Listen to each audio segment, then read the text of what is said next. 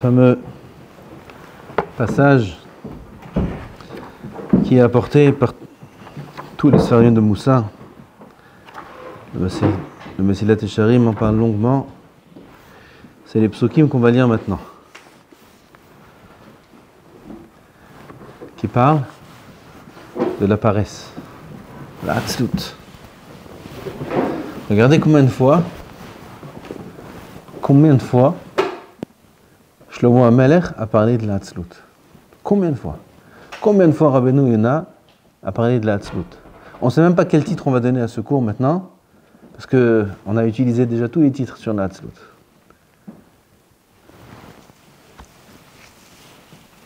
Kanérik, il ne faut pas faire Yehush, David, non les tièches.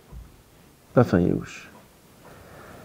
D'un autre côté, il faut prendre conscience combien la hatzlut, la paresse, est une mida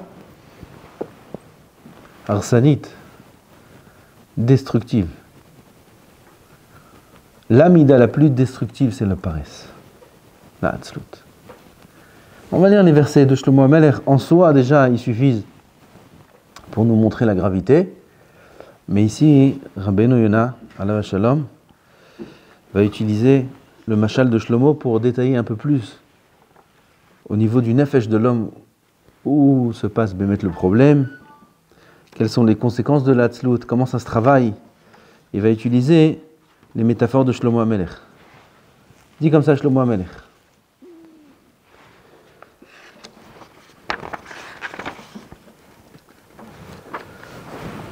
Al seder atzel ish atzel avarti ve'al kerem adam hasar lev. Je marchais, dit Shlomo, et je suis passé près d'un champ dont le propriétaire était paresseux. Mais il n'était pas que paresseux. Parce qu'être paresseux en soi, c'est pas un problème. C'est pas un problème. On est tous avec des midotes. Et chacun prend une partie de paresse en lui. Il y en a plus, il y en a moins. Mais être paresseux en soi, c'est pas un problème. Le problème, c'est que cette Adam-là, cette personne est Hassar Lev. Il n'est pas Midbonen. Il ne prend pas conscience. Il ne cherche pas à réfléchir. Ça, c'est le problème. C'est ce qui nous précise ici, Shlomo. Al-Esedeh ish atzel avarti. Ce propriétaire-là de ce champ était paresseux. Val kerem, la vigne, d'un homme qui est Hassar Lev. Il n'a pas de cœur. Il n'a pas de cœur. Ça ne veut pas dire qu'il n'a pas de cœur, il n'a pas il n'a pas de cœur sur lui-même. Il n'a pas de cœur celui-là. C'est quoi il n'a pas de cœur? Quand on dit il n'a pas de cœur, ça veut dire quoi, Elior? Quand on dit il n'a pas de cœur au Maroc, ça veut dire quoi? C'est qu'il n'a pas de pitié. Il n'a pas de cœur celui-là, c'est pas possible.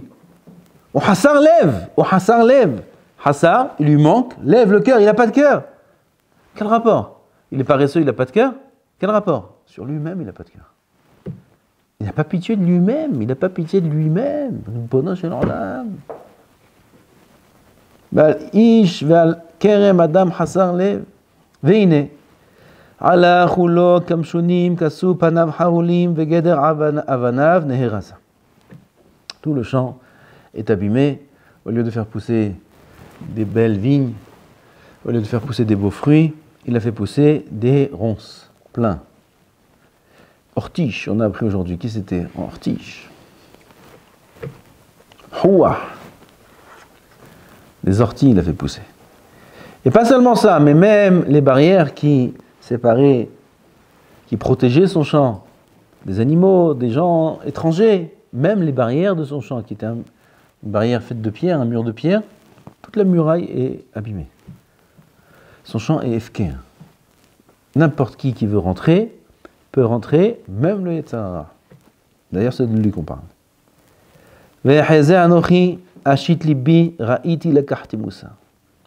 L'homme le plus intelligent de l'univers qui parle. Écoutez bien ce qui est écrit ici. C'est l'homme le plus chacham de l'univers qui parle. Et il nous dit, et moi, je regardais. Ashit libi, pas comme lui qui est Hassar Lev. J'ai mis mon cœur Ra'iti, j'ai vu la carte Moussa, j'ai pris du Moussa. Shlomo HaMelech, il a profité de cette occasion pour prendre du Moussa. Quoi? Voici le Moussa. Me'at shenot. Un peu dormir, petite sieste. Pendant la pause comme ça, qui déborde. Ou pendant la nuit, qui déborde. Il y a des siestes comme ça qui débordent. Me'at shenot. Un peu dormir. Me'at tnumot. Un peu de tnuma. Il y a dormir et il y a une pause. Pas une sieste, une pause. Tnumot. On s'assoit 2 minutes, viens. Me'at hibbuk yadayim nishkav. Un peu croiser les bras, un petit peu s'allonger. Me'at. Un peu. Me'at.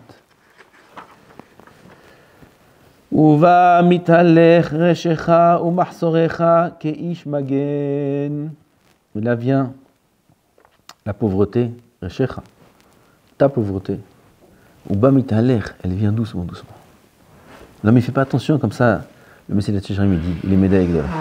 Que l'homme il fait même pas attention. Uva mitalech reshecha. Léat, il vient. Il fait pas attention. Aïe, aïe, aïe, aïe. Oy va voy, Michel Hassar lève. Oy va voy, celui qui ne fait pas du moussa. Oy va voy, celui qui ne se prend pas en main. Oy va, oy love, oy les nafsho. Ba'olam azev, ba'olam abba. Ani omerachem. Dai, on ne peut plus parler normalement.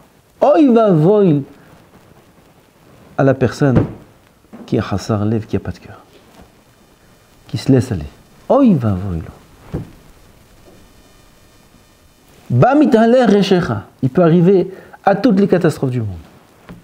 Il ne fait pas attention, l'homme argish, il sent même pas qu'il est en train de descendre doucement, doucement dans un ravin, il sent même pas. Léat, mitaler reshecha, léat. Umachsorecha ki ish magen. Ça c'est ce qu'il dit Shlomo HaMelech, achacham mikol adam, à celui qui est Hassar Lev. Celui qui ne fait pas attention à ses midot, en l'occurrence, de sa atzlut, sa paresse. Maintenant, on va étudier. Jusque-là, c'est le pshat. Pshat pachout. Ce qu'il dit Shlomo HaMelech, je ne pense pas qu'aujourd'hui on aura le temps de. Mais déjà les versets au sens simple. Combien ils avertissent l'homme de ne pas être Hassar Lev, nonchalant, je ne sais pas comment on va appeler ça, comment ça s'appelle en français, Hassar Lev. Indifférent de sa situation, de sa maladie. Les mauvaises midotes, c'est une maladie. C'est assourd de se laisser aller, c'est assourd de se laisser aller à ce qu'on a envie de faire, c'est assourd, c'est terriblement grave. Les gens, ils arrivent à perdre toute la Torah. Toute la Torah. Ils deviennent Mechalele Shabbat, Ovda Avoda Zara. Des gens qui sont Hassar Lev. Ce n'est pas des histoires que je vous raconte. C'est la réalité de ce qui se passe. Il se peut des gens qui étaient en yeshiva, des gens qui sortent de familles religieuses, des gens qui connaissent, qui savent. Je ne parle pas de ceux qui ne savent pas. Ceux qui ne savent pas, ils ne savent pas. Ceux qui savent combien c'est grave, Arayot, on est dans Shovavim. Ceux qui savent combien c'est grave, Hilul Shabbat. Ceux qui savent combien c'est grave, tout ce qui est connu comme étant grave. Et quand même ils le font. Comment c'est possible?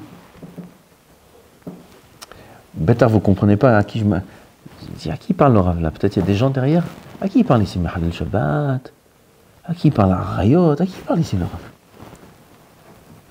Le Rav, il parle à lui-même. À lui-même, il parle le Rav.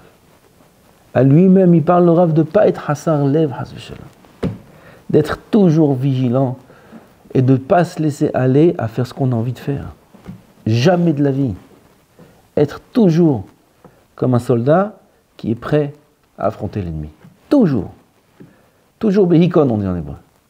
Hikon, sur ses gardes. Toujours sur ses gardes. Et si parfois on a baissé la garde, comme dans les combats, à la boxe, si on baisse la garde, qu'est-ce qui se passe? Qui c'est qui fait la boxe ici? Ouh là là! Ça dépend de quel côté on a baissé la garde, mais ça arrive tout de suite. Tout de suite! Dès qu'on baisse la garde, boum, il a pris un coup. Ah, oui. Tout de suite, il reprend ses gardes. Tout de suite! Parce que quelqu'un qui baisse sa garde, qui ne fait pas attention à sa situation, qui se laisse aller dans ce qu'il a, il a envie de dormir. À Botaï, celui qui a envie de dormir et qui dort, Ba mitalech reshecha, ani omer lachem. Ou ba mitalech reshecha. Il n'a aucun espoir. Ani omer lachem. Prenez au sérieux ce que je vous dis. Il n'a aucun espoir. Quelqu'un qui n'est pas combattant, quelqu'un qui ne se prend pas en main, quelqu'un qui le matin, quand le réveil il sonne, il n'a pas envie de se lever et il ne se lève pas, il se laisse aucun espoir. C'est exact, c'est lui le propriétaire de ce terrain-là. C'est lui le propriétaire de ce terrain-là. Celui qui a envie de faire ce qu'il a envie de faire. Et ce n'est pas le moment de le faire. Mais il a envie, alors il le fait. C'est lui le propriétaire de ce terrain. Celui qui est en plein limoud et qui a envie de parler, qui a envie de s'arrêter, et c'est dit pour tout. Tout ce qui est se laisser aller dans ce qu'on appelle les ta'avot. Ta'avot. Il a des ta'avot et il ne contrôle pas ces ta'avot. Si de temps en temps il tombe, ça arrive. Comme à la boxe. Je ne sais pas pourquoi je parle de la boxe. Il perd ses gardes. Boum, il prend. Bon, c'est là, il prend. C'est pas sûr qu'il a perdu. Il peut se reprendre. Nachon. On tombe, c'est normal. Si on se relève. Si on est toujours sur ses gardes, si on est toujours... On fait attention, si jamais on se laisse aller dans ce qu'on a envie de faire, à Botaï, c'est un échec total. Et pas quand on est jeune, c'est pas grave. C'est après. Si on n'a pas travaillé quand on est jeune, après c'est très dur à Botaï, c'est très dur. Un baron qui n'a pas travaillé à la yeshiva, et la yeshiva c'est l'usine de confection de midot. C'est ici qu'on travaille ces midot. Celui qui n'a pas travaillé à la yeshiva, qui n'a pas travaillé ses midot, qu'est-ce que vous voulez que je vous dise? C'est très dur après. C'est pas très dur à travailler ses midot. Après c'est impossible. Mais c'est très dur la vie. C'est très difficile, vous ne savez pas, vous ne vous rendez pas compte. Et là, il faut travailler. Un d'avoir qu'un homme, il fait ce qu'il veut. Il fait ce qu'il a envie. Un d'avoir qu'un homme, il ne se lève pas la tefila. Un d'avoir qu'un ba'olam. Un d'avoir qu'un... Ça n'existe pas, Yehudi qui ne se lève pas la tefila. Un d'avoir qu'un ba'chaim. S'il ne se lève pas la tefila, il va être mechalel Shabbat. Ça peut prendre le temps que ça va prendre. Il peut arriver à des choses graves. Pourquoi? Parce qu'il n'a pas l'effort qui est contre. C'est ce qu'il va dire ici le Rav. Contre sa ta'ava. La ta'ava, il dit ici Rabbeinu Yonah, c'est la terre. La terre, je ne sais pas quelle heure il est, je veux pas... Attends, ils ne sont pas arrivés. C'est la terre. Bon, on va lire Rabbeinu Yonah. On lit, on apprend ces sujets-là, on apprend, on va les faire... Maintenant, il faut faire halakha lema'aseh. Regardez, on a parlé vendredi soir, c'est limoud, fais. Et encore, il y a des bahourim qui ne se lèvent pas. Le lendemain matin, ils ne se lèvent pas. Dimanche matin, ils ne se lèvent pas. Hasvi shalom, hasvi khalila. Jusqu'à quand? Oh, il va voir. Il dit Rabbeinu Yonah, Vine sadé basé. C'est quoi le sadé? C'est quoi ce sadé là dont Shlomo Amelech parle? Stam, il dit des histoires. Je vous passe toute l'introduction où là Rabbeinu Yonah il dit que Shlomo Amelech il ne raconte pas des histoires. Une fois j'ai marché, j'ai vu ça, j'ai pris du moussa. Tov, hazak baruch. Tu viens nous apprendre quelque chose, Shlomo Amelech? Qu'est-ce que tu nous apprends? Il dit Shlomo Amelech, Ine sadé basé machal ala nefesh amit ava. Quel est le terrain dont il s'agit ici? Le terrain, la terre dont on parle, la terre, c'est ce qui représente la gashmiut, le matériel, d'où vient les ta'avot. Les ta'avot, elles ne peuvent pas venir du nefesh, de la neshama. Les ta'avot, la neshama n'engendre pas des ta'avot chez l'homme. La neshama engendre de la kdusha. Qu'est-ce qui engendre les ta'avot chez l'homme? Le côté terre. Il est terre à terre.